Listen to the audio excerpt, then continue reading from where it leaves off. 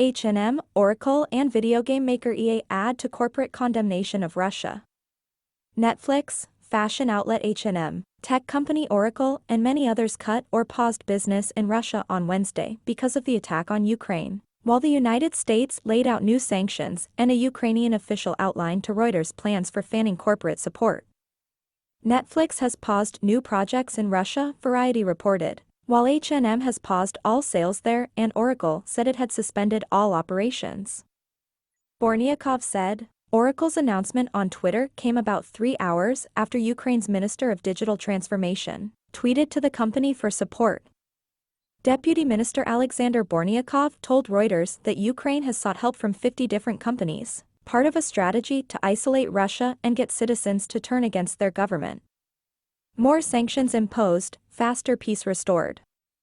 Software giant Oracle Corp responded within 3 hours on Wednesday to a tweet from Ukraine's Ministry of Digital Transformation, calling on it to stop doing business in Russia amid the country's invasion of Ukraine.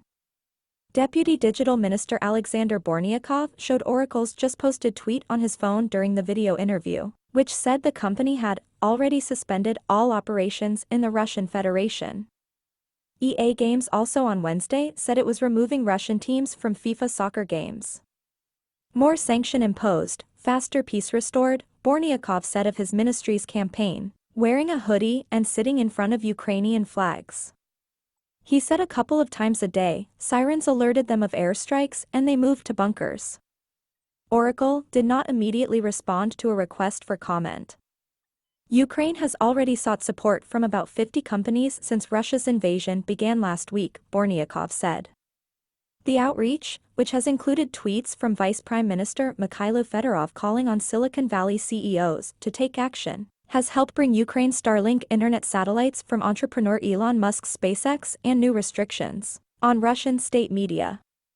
The ministry has also called on Google and Apple Inc. to shutter their mobile app stores in Russia, but Bornyakov said the companies were more likely to block downloads of select apps.